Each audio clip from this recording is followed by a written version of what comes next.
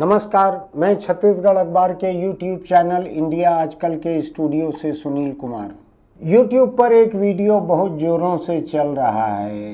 एक कथावाचक को, भागवत पारायण करने वाले को पीटा जा रहा है, मारा जा रहा है उसको जोरों से। उसके सिर के बाल मूंड दिए जा रहे हैं, जैसा पुलिस कहीं कहीं पर करती है। किसी शातिर मुजरिम, किसी इलाके के दादा का दबदबा खत्म करने के लिए उसके सिर के बाल मूंड कर, आधा मूंड कर उसको जुलूस निकालते हैं। ऐसा इस कथाकार का यूपी के इटावा जिले का भदनौली गांव, वहां पे किया गया। इस कथावाचक को इसका सिर मूंड दिया गया। जो खबरें हैं भयानक है। मैं नहीं जानता वो खबरें कितनी सच हैं कितनी झूठी हैं, लेकिन ऐसे बहुत सारे वीडियो हवा में तैर रहे हैं कि ऊंची समझी जाने वाली एक जाति की महिला की पेशाब लेकर इस यादव कथाकार, ओबीसी में आता है यादव, इसके ऊपर उसको छिड़का गया उसका मुंडन करवाने के बाद, और कहा गया कि अब तुम शुद्ध हो गए। ये मैं आपको कोई 150-200 साल पहले का नहीं बतला रहा हूँ, मैं अभी इसी हफ्ते की बात बतला रहा हूँ आपको। इसी हफ्ते की बात है। ये जरूर है भाई कि ये मुकुटमणि सिंह यादव नाम का ये कथाकार, इसके बड़े वीडियो भरे हुए हैं YouTube पे। बहुत ही घटिया किस्म की बातें करता है। इसकी बातों को लेकर कोई आपत्ति होती, इसको मारते पीटते पुलिस में देते, तो मैं कहता हिंसा छोड़ के बाकी सब जायज़ है। पुलिस में दे दो, ले जाकर कोर्ट में केस कर दो। लेकिन इसको मारा पीटा इसलिए गया कि तुम एक यादव हो, तुम कैसे कर सकते हो कथावाचन, भागवत कैसे पढ़ सकते हो यादव रहते हुए। दिक्कत यहाँ पे है कि हम यादवों के जो ईश्वर हैं, उनके कुल ईश्वर हैं, इष्ट देव हैं कृष्ण, उसकी तो हम पूजा करेंगे, लेकिन यादव लोगों को हम कथावाचन नहीं करने देंगे। भारत एक बड़ा जटिल देश है। दुनिया भर के विद्वान यहाँ पर शोध कार्य करने के लिए ऐसे ही नहीं आते हैं। इतने पाखंडों से भरा हुआ देश शायद ही कहीं और मिलेगा, जिसमें 80 करोड़ की आबादी सरकारी चावल पर, सरकारी अनाज 5 किलो हर महीने पर जिंदा है, और जो अपने आप को विकासशील मानने से अब इनकार करता है कि अब हम विकसित हो गए हैं। जरूर हो गए होंगे विकसित, लेकिन क्या ये पाखंड नहीं है कि लोगों के पास खाने को नहीं है? आज सरकारी अनाज 80 करोड़ जनता को देना पड़ रहा है, तब उनका 2 वक्त का खाना हो पा रहा है। ऐसे ही जब इस देश में जाति व्यवस्था अब खत्म हो गई है, जातियां रह नहीं गई है, आरक्षण खत्म कर देना चाहिए, या आरक्षण पाके सरकारी दामाद बन जाते हैं, कई तरह की अपमानजनक बातें आरक्षित लोगों को सुनने मिलती है। वहां पर एक कथावाचक जो 10-20 साल से, जाने कब से कथा पढ़ते आ रहा है, बहुत घटिया कथा पढ़ता है, ये मैं आपको कह सकता हूँ, लेकिन उसके घटियापन से इनको शिकायत नहीं थी। घटिया कथा तो कई अपने आप को जो सबसे ऊंची जाति मानते हैं, उनके भी कई लोग घटिया कथा पढ़ते हैं। आपको ध्यान है ना, एक व्यक्ति है, नेत्रहीन है, कथावाचक है, प्रवचन करता है, उसका भी एक वीडियो चारों तरफ तैरता है बरसों से। किस तरह से वो कहता है कि कौन उच्च कुल के ब्राह्मण है, कौन नीचे कुल के ब्राह्मण है, नीच ब्राह्मण है, अधम ब्राह्मण है, ऐसा कुछ कहता है। मैं तो जाति वगैरह मानता नहीं, इसलिए मुझको कोई फर्क नहीं पड़ता। मुझको कोई कहे कि तुम बहुत नीच जाति के हो तो मुझको ठीक लगेगा, क्योंकि नीच जातियां जिनको कहते हैं वो कम से कम मेहनत करने वाले रहते हैं। वो नाली साफ करते हैं, गटर साफ करते हैं, जूते सिलते हैं, झाड़ू लगाते हैं, कई तरह के काम करते हैं जिनको आप नीच कहते हैं। तो मुझको उनमें गिनाने में कोई दिक्कत नहीं है मुझको, वो तो मेहनतकश लोगों की जाति है। और मुझको मेहनत कश अपने आप को गिनाने में मुझको गर्व होगा, मुझको कोई दिक्कत नहीं है जरा सी भी।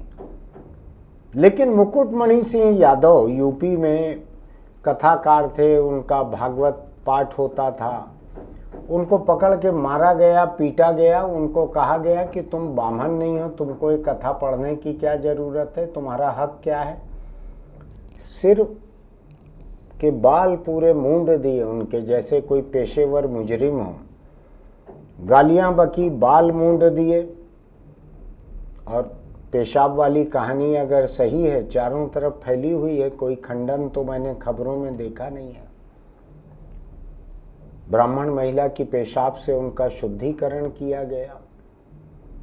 मैं नहीं जानता कौन सी सोच है जो इतनी हिंसक हो सकती है इस देश में। कुछ जुर्म उर्म दर्ज हुआ है यूपी में, ऐसा सुना है मैंने। वहाँ के सीएम जो हैं योगी आदित्यनाथ, उन्होंने कहा है कि ये पुलिस की जिम्मेदारी है, जिले के अफसरों की जिम्मेदारी है, इस तरह की बात होती है तो। अखिलेश यादव, जो कि यादव राजनीति करने वाले तथाकथित समाजवादी और हकीकत में देश के सबसे अधिक कुनबा परस्त पार्टियों में से एक समाजवादी पार्टी के मुखिया, तो उन्होंने मुकुटमणि सिंह यादव को बुलाकर उनको 51,000 रुपये दक्षिणा दी, उनका पाठ वाठ करवाया है।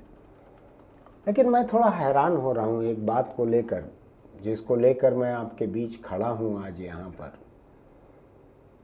कि एक ओबीसी का व्यक्ति, ये उस दलित तबके का भी नहीं है जिसको दलित कहने पे कई लोगों को आपत्ति भी होती है, लेकिन महाराष्ट्र में अनुसूचित जाति के लोग अपने को दलित कहते हैं। मुझको दलित शब्द ठीक लगता है कि इनको दला कुचला गया है, ये दबे कुचले लोग हैं, इनको दला गया है।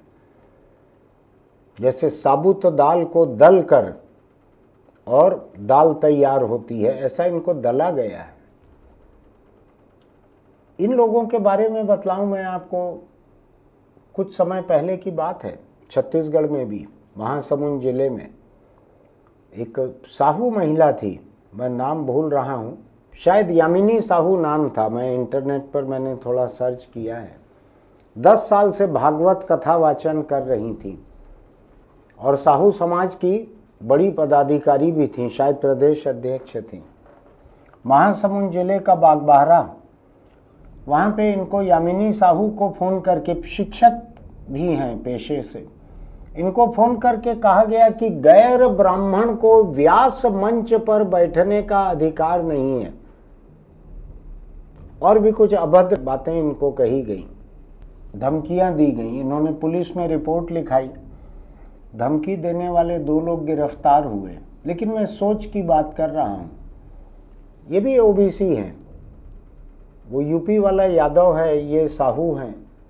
ओबीसी को भी आप हक नहीं दे रहे हो। चलो, आपने दलित को नहीं दिया, आपने आदिवासी को नहीं दिया, कि आदिवासी तुम लोग केवल पत्थर उठाकर समंदर में डालना वानर की तरह, और पुल बनाने के लिए काम आओगे तुम लोग मजदूरी में, और इनको कि दलित लोग तुम लोग नाव वाव चला लेना, कुछ करना, इस तरह की व्यवस्था की गई है यहाँ पर। कहानियों में भी, राम कथा में, दूसरी जगह। आपको मालूम ही है पूरा किस्सा, मैं क्या बताऊँ आपको। मुझको निराशा जो हुई, वो निराशा ये हुई कि शंकराचार्य स्वामी अभिमुक्तेश्वरानंद, एक जाने, मुझको बहुत कम जानकारी रहती है धर्म की, ये कौन कौन से पीठ के शंकराचार्य हैं, 4 में से एक हैं, ये सबसे अधिक बोलते हैं। कई मुद्दों पे मैं इनसे सहमत भी रहता हूँ। अभी कुछ अर्सा पहले ही मैंने इनकी एक बात के समर्थन में संपादकी भी लिखा था, लेकिन अभी मुझको इनसे घोर निराशा हुई। मैं आपको बताता हूँ। शंकराचार्य ने कहा, अगर कोई यादव जो कि ओबीसी में आते हैं और जाटव जो कि शायद दलित में आते हैं, अनुसूचित जाति में, वो जाति छिपाकर ब्राह्मण बनकर कथा वाचन करते हैं तो यह धोखाधड़ी है। और पुलिस में मुकदमा दर्ज होना चाहिए। चलो जांच छुपाकर तो कोई भी व्यक्ति कोई भी काम करे, उस पर धोखाधड़ी आप कर सकते हो, लेकिन शंकराचार्य कहना है शास्त्रों के अनुसार सभी जातियों को कथा सुनाने के लिए सिर्फ ब्राह्मण ही उपयुक्त हैं। यादव या जाटव जैसे अन्य जातियों को ब्राह्मण बनकर कथा करना धोखा और शास्त्र विरोधी लगता है, ऐसा शंकराचार्य का कहना है। क्या जरूरत है, क्या जरूरत है ऐसी धर्म कथाओं की, ऐसे वेदों की, ऐसे भागवत गीता की, इसकी जरूरत क्या है? अगर ओबीसी का व्यक्ति भी, यादव और साहू भी उसको पढ़ के न सुना सके लोगों को, उसी धर्म की बातों को तो सुना रहे हैं जिस धर्म को ब्राह्मण समाज जो है वो जिंदा रखना चाहता है। और मजे की बात यह है कि धर्म की वही बातें ब्राह्मण समाज को भी जिंदा रखे हुए हैं। आप समझ रहे हैं ना, दोनों एक दूसरे को जिंदा रखे हुए हैं, परस्पर परजीवी हैं, धर्म ब्राह्मण पर, ब्राह्मण धर्म पर। सोच के देखिएगा, जिस दिन धर्म न रह जाए उस दिन ब्राह्मण कहाँ रहेंगे, और ब्राह्मण न रह जाए तो धर्म का इतना नाम लेवा कौन रहेगा? ये शंकराचार्य कह रहे हैं। शास्त्रों के अनुसार सभी जातियों को कथा सुनाने के लिए सिर्फ ब्राह्मण ही उपयुक्त हैं। कथा सुनाने के लिए तो वो उपयुक्त रहना चाहिए जो कथा को सबसे अच्छी तरह समझते हों, नहीं जिन्होंने भागवत गीता पे पीएचडी की हो, फिर चाहे वो किसी जाति के हों। इनका बस चलता तो पीएचडी भी ना करने देते, इनका बस चलता तो पढ़ने भी ना देते। गनीमत की ये शंकराचार्य जो हैं, इनके प्रभा मंडल, आभा मंडल और प्रभाव क्षेत्र से तमिलनाडु बाहर है। इसलिए तमिलनाडु की डीएमके सरकार ने वहाँ पर अपने मंदिरों में सभी जातियों के लोगों को पुजारी बनाया हुआ है। वहाँ दलित भी पुजारी हैं, अनुसूचित जाति के लोग वो भी पुजारी हैं वहाँ पे। मैं नहीं जानता कि ये शंकराचार्य अपने मठ में कभी किसी दलित पुजारी को नियुक्त करेंगे कि नहीं करेंगे, उनकी बात से तो नहीं लगता है। मैं इनको बड़ा प्रगतिशील मानता था दूसरे शंकराचार्यों के मुकाबले, लेकिन निकले तो ये भी वैसे ही। कथा, सभी जातियों को कथा सुनाने के लिए सिर्फ ब्राह्मण ही उपयुक्त हैं। ऐसा क्यों करते हैं शंकराचार्य जी? आप अपने बारे में बोल देते शंकराचार्य बनने के लिए ब्राह्मण ही उपयुक्त हैं, तो भी मैं एक बार मान लेता कि चलो आपके घर के भीतर की कुर्सी है, उस गद्दी पे आप जिसको चाहे अगला अभी से मनोनीत कर दो, या आपको पिछले वाले मनोनीत करके गए हैं। लेकिन ये क्या है, इधर छत्तीसगढ़ के महासमुंद में महिला भागवत पढ़ रही है, उसको धमकियां दे रहे हैं। इसके साथ जो सुलूक हुआ है, बहुत ही घटिया कथा पढ़ता था, उसके घटिया पे दिक्कत नहीं थी जिन लोगों ने सिर मूंडा, उसके यादव होने पे दिक्कत थी। क्या दिक्कत है मैं समझ नहीं पाता हूँ। यादव अगर कथा पढ़ रहा है तो आपकी ब्राह्मणवादी व्यवस्था को ही तो जिंदा रख रहा है। वो भागवत, वो राम कथा, वो वेद वाक्य, ये सब क्या है? ये आपको जिंदा रखते हैं, आप इनको जिंदा रखते हैं। बाकी लोग तो ढोते हैं उसको, नहीं, बाकी लोग उसको ढोते हैं। और जब लोगों को लगा कि अरे ये तो हम एक गैर जरूरी बोझ को ढो रहे हैं, तो फिर अंबेडकर के साथ जाके वो लोग बौद्ध बने, आपकी वजह से बने। आपको ढोते ढोते थक गए थे, सदियों से ढो रहे थे, शायद हजारों वर्षों से। जैसा आपका कहना है कि सनातन धर्म और अनादिकाल का है और पुराना है, शायद तब से ढोते आ रहे हैं वो लोग। तब से वो लोग राम नाम लिखे हुए पत्थर भी ढो रहे हैं, समंदर में पूरा पुल बना रहे हैं। वनवासी जो जंगल में रहने वाले आदिवासी थे, जिनको तुलसी ने राम कथा में वानर बता दिया, जो राजा का साथ दें वो तो राजा की सेवा करें, उनको कुछ भी बता सकते हैं कथाकार। तुलसी ने उनको वानर बता दिया। मैं थोड़ा हैरान हूं। और तो और मैं उड़ीसा की एक बात बताऊं आपको, ये असर कितना फैलता है, जहर हवा में कितना दूर दूर तक फैलता है। जैसे भोपाल में यूनियन कार्बाइड कारखाने की जहर वाली हवा थी मिक, दूर दूर तक फैली, लाखों लोग उससे प्रभावित हो गए, हजारों लोग मर गए। ऐसा ये जाति का जहर कितना फैला है मैं आपको बताता हूँ। उड़ीसा में अभी एक आदिवासी लड़की ने एक दलित से शादी कर ली, अनुसूचित जाति के लड़के से शादी कर ली। समाज ने ऐसा दबाव डाला, जात बाहर कर देंगे, आदिवासी होके दलित से शादी की, ऐसा दबाव डाला कि परिवार अपनी शुद्धि करने के लिए लड़की चली गई वहां। दलितों को कोई दिक्कत नहीं है, आदिवासी लड़की आ गई तो वो जाति व्यवस्था में उनसे ऊपर की लड़की आई है, उसका स्वागत हो गया होगा, मनुवादी जो जातियों का ढांचा जो बना हुआ है उसके मुताबिक। लेकिन आदिवासी समाज का दबाव इतना था कि ओडिशा के इस परिवार के, पूरे परिवार के 40 लोग जो हैं पुरुष, उनको सिर मुंडाना पड़ा।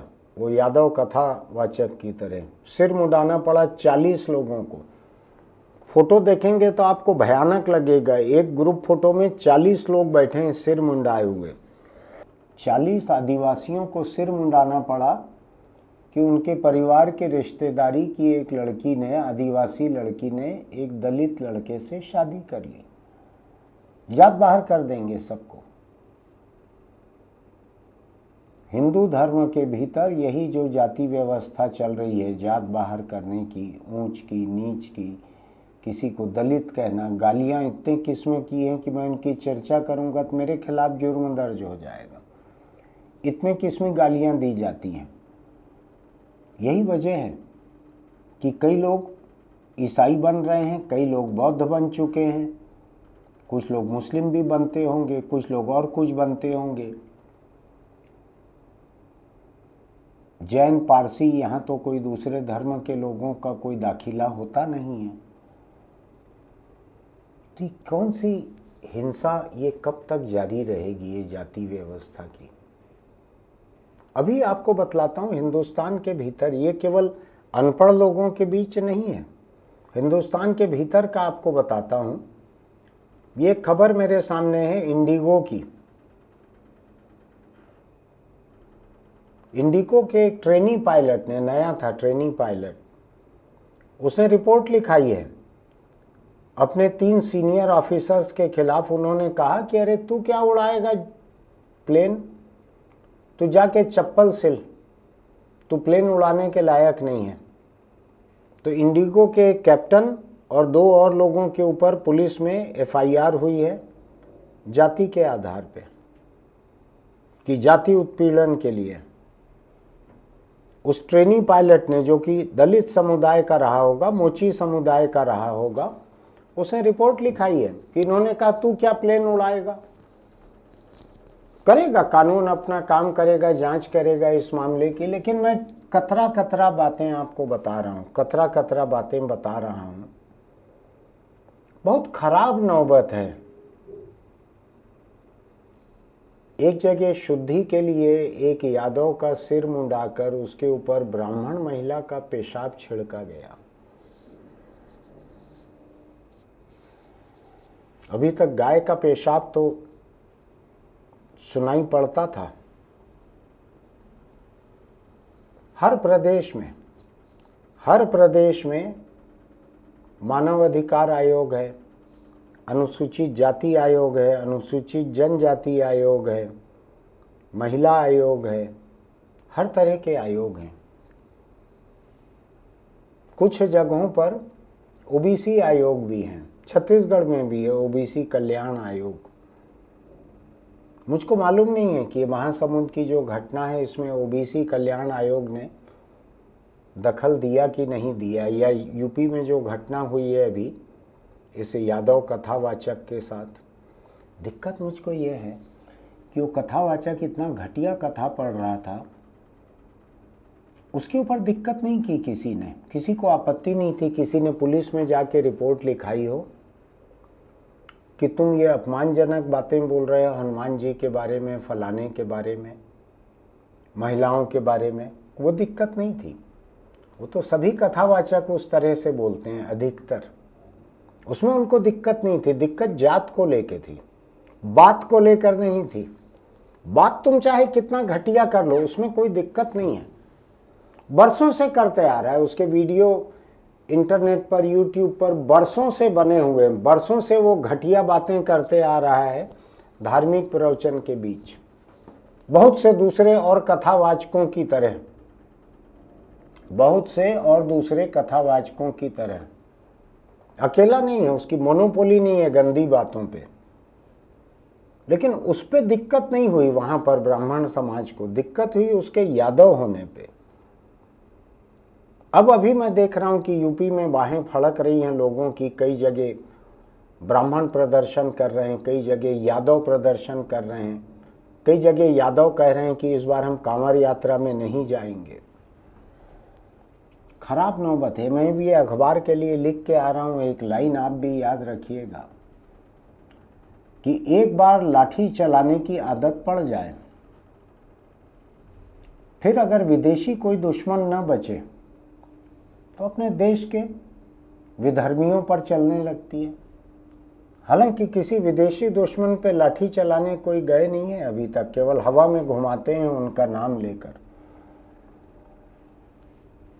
अपने देश के भीतर अगर विधर्मी न बचें, चलाते चलाते घर में घुस जाएं विधर्मी, तो अपने धर्म के विजातीय लोग तो हैं ही, उनका सिर तोड़ा जाए। आपने अगर श्रीलाल शुक्ल की राग दरबारी पढ़ी होगी तो उसमें एक जगह जिक्र है, एक किसी परिवार की एक गौरवशाली परंपरा चलते रहती है कि लड़का जवान हो, इसका क्या पैमाना है।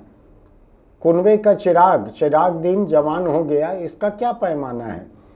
तो कहा जिस दिन लाठी लेके अपने बाप का सिर तोड़ दे, मान लेते हैं लोग कि अब लड़का जवान हो गया है, और बाप मान लेता है कि अब मैं बूढ़ा हो गया हूं, अब लड़का जो है वही घर का मुखिया है, लाठी लेके सिर तोड़ दे। वही इधर चल रहा है अभी। सिर मूंड रहे हैं एक कथावाचक का। और ये शंकराचार्य जो हैं, क्या कहूं मैं इनको, ये कई बातें समझदारी की करते हैं कभी कभी, लेकिन ये बात तो बहुत ही रद्दी कही उन्होंने कि केवल ब्राह्मण को ही कथावाचन का अधिकार रहना चाहिए। खराब बात है ये। कथा के ज्ञाता को कहते, कथा के विद्वान को कहते तो भी समझ में आता। किसी जाति का किसी विद्वत्ता से कोई लेना देना थोड़ी है। अंबेडकर तो दलित समुदाय से आए थे, लेकिन विद्वान कितने थे कि देश का कानून संविधान तैयार करने में उनका एक सबसे बड़ा योगदान था। और लोगों का भी था, अंबेडकर का भी था। उन्होंने सामाजिक हकीकत को समझा था और ब्राह्मणवादी शोषण से बाहर निकालने के लिए दलितों को वो उनको बौद्ध धर्म में लेके गए थे। कानून से परे भी सामाजिक हकीकत की भी उनको समझ थी। उनको मालूम था कि तुम जब तक दरवाजे पे खड़े रहोगे तब तक तुमको मंदिर में घुसने नहीं मिलेगा। गांधी भी तुम्हारे खिलाफ फिजूल की बात कह के गए थे कि तुम हरि के जन हो, हरिजन हो। बहुत आपत्ति थी दलितों को इस बात पर कि हम कोई हरिवरी के जन नहीं है, ये जो इस हरि के दरबार में हमारे को घुसने नहीं मिलता, हम उसके जन कैसे हो जाएंगे। गांधी जी कुछ भी बात करते हो, आप महात्मा हो तो आपकी हर बात सही थोड़ी होगी। मैं अमेरिका गया, 15 दिन हम लोग वहां पैदल चले, गांधी का नाम लेके। दांडी यात्रा 2, गांधी की दांडी यात्रा थी 240 मील की, 25 दिन में हुई थी। हम लोग 15 दिन चले गांधी का नाम लेकर। गांधी की दांडी यात्रा की नकल करते हुए हम 15 दिन में 240 मील चले। रोज 28-29 किलोमीटर पैदल चलते थे। तो हमारे साथ दलितों का एक जत्था साथ साथ पैदल चलता था। वो सब जगह विरोध करता था गांधी के नाम का कि गांधी से ज्यादा नुकसान दलितों का किसी ने नहीं किया है। उनका अपना तर्क था। एक सिखों का जत्था हमारे साथ साथ चलता था, पूरा 15 दिन चला, आखिरी दिन तक चला। वो भी हमारा विरोध करता था कि गांधी ने भारत का जो विभाजन करवाया उसमें लाखों सिख मारे गए थे। ये उनका तर्क था, वो गांधी के विरोधी थे। जो दलित चल रहे थे वो भी गांधी के विरोधी थे। मैं भी गांधी के हरिजन शब्द को लेकर गांधी का विरोधी हूं कि क्यों उनको हरि का जन बना रहे हो। उनको अपना अलग जन बनने दो, उनको बहुजन बनने दो, उनको बौद्ध जन बनने दो, उनको बुद्ध जन बनने दो, उनको प्रबुद्ध जन बनने दो। क्यों हरि का जन बना रहे हो जिस हरि के मंदिर में उनको घुसने नहीं मिल रहा। तुम तो बापू जाके हरिजन बस्ती में पखाना उखाना साफ करके तुम अपना तो दिखा देते थे कि तुम्हारा क्या सोचना है, लेकिन जो हरि का जो समाज था उसका तो ये सोचना आज तक नहीं हो पाया। मेरे सामने अभी है कि पश्चिम बंगाल में दलित छात्राओं को मंदिर प्रवेश से रोका गया, ताजा घटना है। कौन रोकता है? यही शंकराचार्य के बराबरी के लोग रोके होंगे। वहां दलित छात्राओं को मंदिर प्रवेश से कौन रोकेगा? दलित थोड़ी रोकेगा, ना आदिवासी रोकेगा। हालांकि अभी उड़ीसा में जो हुआ है वो आदिवासियों के ऊपर भी असर हो गया है शंकराचार्य का। तो मैं भारतीय समाज के भीतर इस जहर को देख रहा हूं कि जब आपके पास कोई विदेशी दुश्मन नहीं बचा लाठी चलाने के लिए, तो आपने पहले देश के विधर्मी पे चलाई, फिर वो नहीं बचा तो देश के विजाति पे चलाई। अब आपको और कोई नहीं मिलेगा तो अपने खुद की जाति की महिलाओं पे आप लाठी चलाने लगोगे कि महिला कैसे बराबरी के हक का दावा कर रही है। आपको बताऊं मैं, आपने लोगों के मुंह में ये गैर बराबरी वाला खून लगा दिया है। जाति व्यवस्था की गैर बराबरी, गरीबी अमीरी की गैर बराबरी, औरत और मर्द की गैर बराबरी, दो अलग अलग धर्मों में गैर बराबरी। आपने जो ये गैर बराबरी का खून लोगों के मुंह लगाया है, यह मुंह से निकल कर ये सिर चढ़ चुका है, भीतर भीतर सिर चढ़ चुका है, सिर चढ़ के बोल रहा है ये खून। अब लोगों के दिमाग पे सिर हावी हो गया है, कानून को कुचलने लगे हैं, हाथ से लेके पैर पे डालकर पैर से रौंदने लगे हैं कानून को। वरना किसी कथावाचक का सिर मूंदना और उस पर किसी ऊंची कही जाने वाली जात की महिला की पेशाब छिड़क कर उसको शुद्ध करना, ये कोई बात है? ये 21वीं सदी का 25वां साल चल रहा है। आज आप इस तरह के शुद्धिकरण में लगे हुए हो।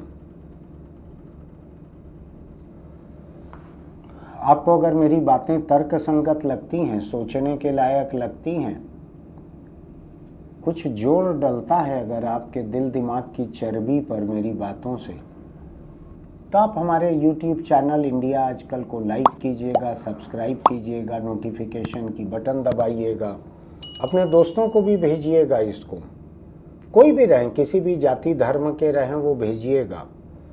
देश की हकीकत तो सबको मालूम होना चाहिए। एक अकेली घटना नहीं है। जब शंकराचार्य ने उस पर टिप्पणी कर दी तो वो पूरे हिंदू समाज की एक व्यापक घटना हो गई। हिंदू समाज के हिंदू गुरुओं में से एक तो है ही है, वो प्रमुख होंगे, 4 होंगे, 6 होंगे, 10-20 होंगे, एक तो है ही शंकराचार्य। और ये वाले थोड़े समझदार भी हैं। इनकी कुछ कुछ बातों से बीच बीच में मैं सहमत होता हूँ। ये थोड़े उदार और खुले मन के भी कभी कभी दिखते हैं, लेकिन यहाँ आके उनको लगा कि आज ये कथा पढ़ रहे हैं ओबीसी के लोग या अनुसूचित जाति के लोग, जाटव लोग आज कथा पढ़ रहे हैं, कल ये शंकराचार्य न बन जाए। उनको लगा होगा कि मेरी रोजी रोटी मारी जाएगी, शायद इसलिए उन्होंने कहा होगा। चलिए, इसके बारे में सोचिएगा। आपको क्या लगता है लिखिएगा कमेंट बॉक्स में। हिंसक बातें मत लिखिएगा। याद रखिएगा, हम 21वीं सदी की 1/4 हिस्से को हम छोड़कर आगे बढ़ने जा रहे हैं। फिर मिलेंगे। चलते चलते एक छोटी सी सलाह, अगर आप मुंह पर तंबाकू भर कर रखते हैं, मैं देखता हूं जो लोग मुंह पे तंबाकू भर कर रखते हैं, सड़क पे जब दिखते हैं मुझको, तो मुझको लगता है इन्होंने मुंह में तंबाकू नहीं भरा है, मौत ने अपने मुंह में इनको भरा हुआ है। मैं जैसे ही चेहरा देखता हूँ मुझको डेड बॉडी दिखने लगते हैं। ऐसे लोग जो मुंह में तम्बाकू रखें, हाथ में तम्बाकू रखें, उनको उनका चेहरा मैं देखता हूँ तो मुझको वो मुर्दे जैसा दिखने लगता है चेहरा। आप देखिएगा कभी, अगर आपके वेल विशर हैं, शुभचिंतक हैं ऐसे लोगों के, तो आप देखिएगा जरा इनका चेहरा, कि आपको भी इनका चेहरा मुर्दे जैसा दिखता है क्या, भावी मुर्दे जैसा। आज तो जिंदा हैं, आज किसी तरह से चल रही है सांस, चबा रहे हैं तम्बाकू को, पी रहे हैं बीड़ी सिगरेट, लेकिन देखिएगा इनका चेहरा निकट भविष्य के मुर्दे जैसा दिखता है कि नहीं, थोड़ा सोचिएगा। फिर मिलेंगे।